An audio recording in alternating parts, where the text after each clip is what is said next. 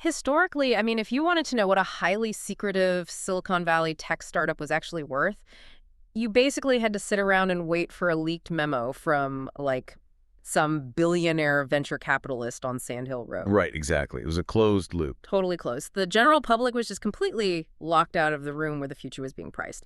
But as of today, Wednesday, May 27, 2026, everyday people are pricing the future themselves. And with real money, too. Yeah, and they are doing it to the tune of $5.6 billion a week. Which is, I mean, that volume is the threshold where a tool transitions from being just a niche internet experiment into a massive global financial force. It is staggering, like $5.6 billion in combined weekly volume across the prediction market ecosystem. A massive number. Okay, let's unpack this, because our goal today isn't just to, talk about trading platforms or read off a list of statistics to you. We're going to figure out how this massive pool of crowdsourced money is acting as a real-time crystal ball. We're looking at how people are using these order books to price literally everything, from secretive AI projects to, well, the exact mortgage rate you are going to be paying next year. Which is incredibly empowering, I think, for anyone trying to navigate the current information landscape. I mean, we live in a world where every headline is aggressively optimized to make you panic or click or just feel a certain way. Oh yeah, the engagement farming is real. Right. But an order book with billions of real dollars on the line, that operates as the ultimate lie detector. Because talk is cheap, right? But before we get into the wild stuff people are predicting, for you listening who has maybe never actually logged into one of these sites, we should probably clarify how a financial market translates into a crystal ball. Like, how does a belief actually turn into a percentage? It comes down to a very elegant, simple mechanic, really. Let's say there's a contract asking, will the Federal Reserve cut interest rates in 2026? Okay, simple enough. Right. So the contract pays out exactly $1 if the event happens and $0 if it doesn't. If the current market price to buy a yes share is 63 cents, that just means the crowd, in aggregate, believes there is a 63% probability of it happening. Got it. So if I have inside information, or I've just done some incredible research, and I think the odds are actually like 90%, I'm going to look at that 63-cent share and see it as cheap. Exactly. It's undervalued to you. Right. So I'll buy it up, which naturally drives the price higher, and the percentage probability adjusts in real time. Precisely. And when you have thousands of participants, from hedge funds to shipping logistics managers, all voting with their wallets, that percentage becomes a remarkably accurate crowdsourced probability. Because there's actual risk involved. Yes. It filters out the noise because, well, if you're wrong, you lose your money. Which brings us to the ecosystem itself, because the sources are highlighting this massive structural shakeup in where all this money is actually flowing. For the longest time, the narrative was just that Polymarket was the undisputed king of this space. They were the default name, yeah. But the fresh weekly figures show Kalshi, the fully regulated, U.S.-based platform, they're completely taking the crown. They've captured 71% of the global volume. It's a huge shift. It's $4.13 billion flowing through Kalshi alone, which has pushed Polymarket down to second place at $1.93 billion. It really is a profound changing of the guard, and I'd argue it represents a fundamental maturation of the market's underlying plumbing. I have to be honest, though, looking at this data, I would have assumed the opposite. Like, the early ethos of prediction markets was incredibly anti-establishment. Oh, absolutely. Very crypto native. Right. It was all about decentralization and bypassing traditional financial rails. Seeing a regulated commodity futures trading commission monitored platform takes 71% of the market.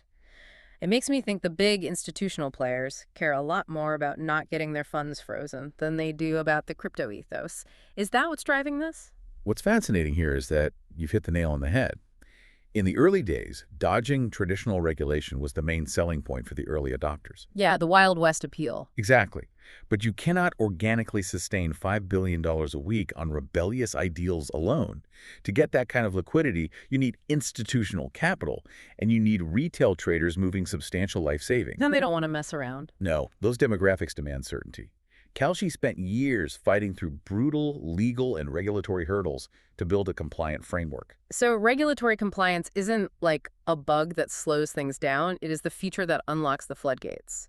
Exactly. When a massive hedge fund wants to hedge a $10 million position against inflation, They need a platform where they are absolutely certain their counterparty risk is managed. They need to know the government isn't going to just shut down the servers tomorrow. Makes total sense, but the sources also highlight a major wildcard that just dropped into this dynamic. There is a decentralized challenger called Rain, and they just injected $100 million in liquidity ahead of their V2 launch. Yeah, that's a huge move. So it's officially a three-horse race. But wait, for those listening who don't spend their lives on decentralized exchanges, what does a V2 launch and a $100 million liquidity drop actually mean in practice? So a V2 or version 2 launch usually just means they've completely overhauled the smart contracts that run the platform. That makes them faster and cheaper to use. But the $100 million in liquidity, that's the real story. Why is that so crucial? Well, in any trading market, you need deep pools of capital so that when a whale, a trader with massive amounts of money wants to buy millions of dollars of Yes shares, the price doesn't instantly violently spike to 99 cents. Ah, okay. So without deep liquidity, the prices are just too volatile. If the pool is shallow, one big bet basically breaks the odds. Right, that's called slippage. Rain dropping $100 million into their automated market makers ensures that large trades can be absorbed smoothly, keeping the percentage probabilities accurate and tight. Which makes it actually usable. Exactly. It's a direct, aggressive shot at taking market share back from Kalshi and Polymarket. Okay, so Kalshi built the safe, regulated stadium, and Rain is throwing huge money at the decentralized alternative. But a stadium doesn't fill itself up with $4 billion in a single week organically. You need a draw. You need a reason for people to show up. Exactly. And looking at the data, I have to push back hard on this next point. Go for it. The sources show the engine driving Kalshi's massive dominance right now is sports. We are in the late May playoff supercycle. Yeah, the volume there is undeniable. NBA Finals futures are dominating. The early MLB data is completely skewed, with the Los Angeles Dodgers commanding nearly 32% of the total market money to win the World Series. Seattle and the New York teams are basically just eating their dust. It's wild to see that kind of concentration. And over on Polymarket and Rain, the 2026 FIFA World Cup winner contract has cleared $529 million in volume. It is an incredible amount of capital being deployed. Right, but I'm looking at this Dodgers volume and thinking, isn't this just DraftKings?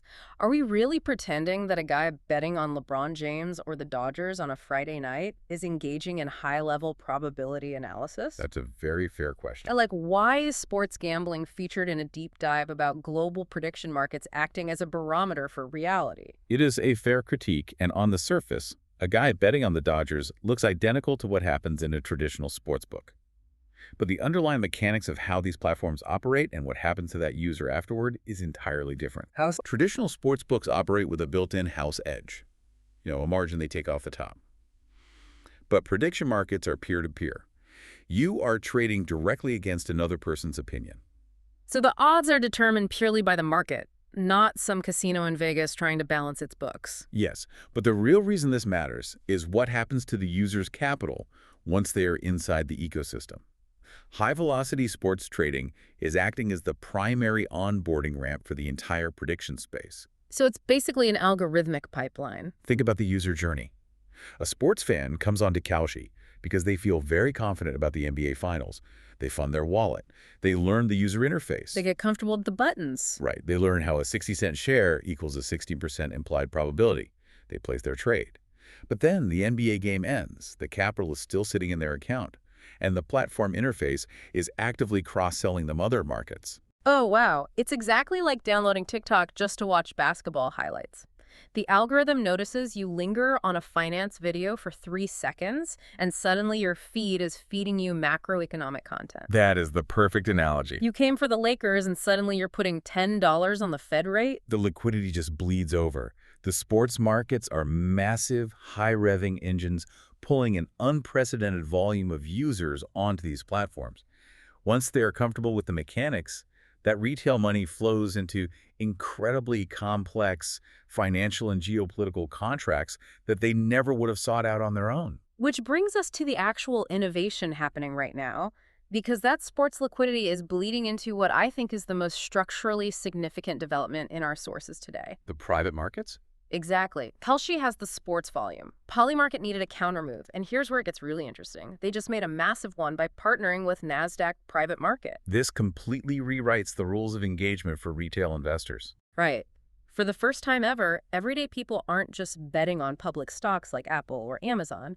They are betting on the secondary share prices and IPO timelines of private, venture-backed tech giants. Things that were totally off limits before. The AI unicorn numbers here are jaw-dropping. Traders are pricing a 76% probability that OpenAI hits a $900 billion valuation by December 31st, 2026. That's a massive number. And Anthropic has an even higher conviction, a staggering 90% implied probability of hitting a $1 trillion valuation by the end of the year. If we connect this to the bigger picture, the magnitude of this shift is hard to overstate. As you mentioned earlier, price discovery for private companies used to happen behind closed doors. Yeah, total black box. Exactly. A few venture capital firms would swap shares and declare to the media, this startup is worth $50 billion. And the public just had to take their word for it, often until the company finally IPO'd. At which point, retail investors were usually left holding the bag if the valuation was pure hype. But wait, how does a random trader on Polymarket actually bet on an Anthropic valuation? They aren't buying actual equity in the company, right? No. They're trading synthetic derivative contracts. Explain how that works, because if I'm not buying a share of the company, how does the bet actually settle? Like, who decides if Anthropic hit $1 trillion? That is where the partnership with Nasdaq Private Market comes in. In a decentralized market, you need what's called an oracle, a trusted data source that resolves the contract. Okay, someone to call the winner. Right. Previously, resolving subjective bets could get messy. But now, Polymarket is directly pinging institutional-grade data from Nasdaq's secondary market trading desks. Oh, that's smart. It is. If the verified institutional trades on Nasdaq Private Market push Anthropic's implied valuation over the $1 trillion mark, the Polymarket Oracle reads that data automatically, and the contract pays out $1 to the yes holders. That is brilliant. It uses the institutional data as the ultimate judge, so the crowd gets to assign a value dynamically, minute by minute, with real financial skin in the game. It's totally transparent. It takes the power of valuation out of the boardroom and hands it to a massively distributed network of financial lie detectors. And historically, a crowd with their own money on the line is remarkably efficient at stripping away marketing hype and pricing in cold reality. That 90% conviction on Anthropic isn't just a hopeful guess from AI enthusiasts. It's a hardened financial consensus. Precisely. But, a $1 trillion valuation for an AI company requires massive, sustained capital investment, which naturally brings us to an uncomfortable reality check the market is pricing in right now regarding the cost of money itself. The barometer works just as well for Main Street macroeconomics as it does for Silicon Valley. And this is where you, the listener, can really apply this data to your own life. So let's talk about interest rates. On Kalshi, there is a contract titled Number of Fed Rate Cuts in 2026. It has already amassed over $3.8 million in volume. People care a lot about this one. They really do. And right now, the crowd has priced a 63% probability of exactly 0 cuts this year. So what does this all mean? Well, for anyone listening, this is a crowdsourced warning directly to you about sticky inflation. It is a stark contrast to the narrative we were hearing just a few months ago. Earlier this year, pundits were insisting that inflation was beaten and central bank rate relief was imminent. Oh, I remember. Public opinion polls and financial talk shows were just overwhelmingly optimistic. Yeah, if I remember correctly, early in the year, contracts predicting multiple rate cuts were trading at, 80 cents. It was viewed as a near certainty. Yes, but as the actual consumer price index data continued to come in hot, the prediction markets ruthlessly corrected.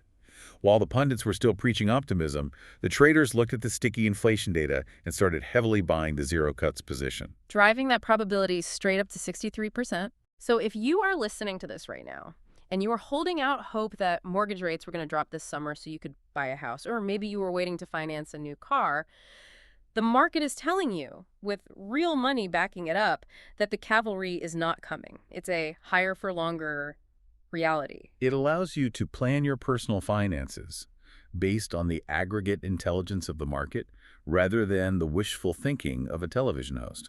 And speaking of market reality checks, we have to touch on what the sources are calling the Nvidia Shrug.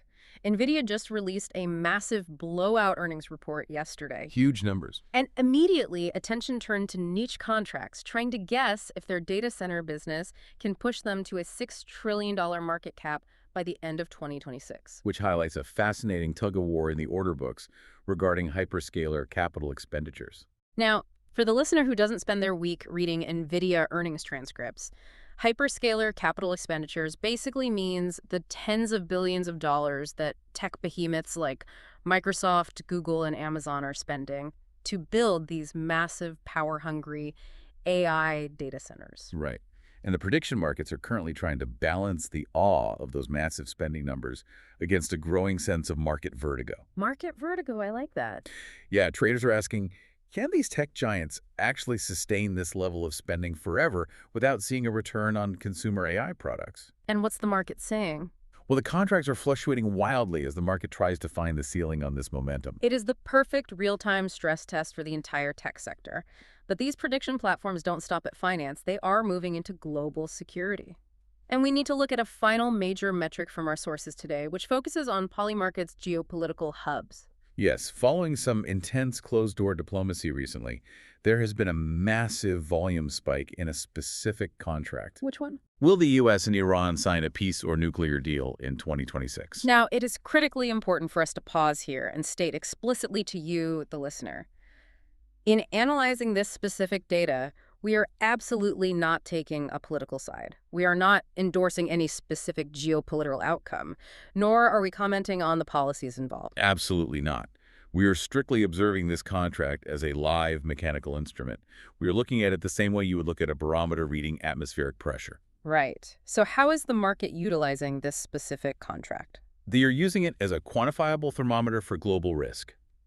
If you are an institutional investor, or more importantly, if you operate in the international shipping industry, you are heavily monitoring this exact order book.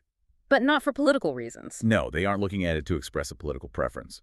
If the probability of a deal spikes to 70% or plummets to 10%, it directly impacts their operations. That is wild to think about. You have a shipping logistics manager sitting in an office in Rotterdam, deciding whether a massive cargo ship needs to take a longer, more expensive route around Africa to avoid the Red Sea. And every day counts. Right.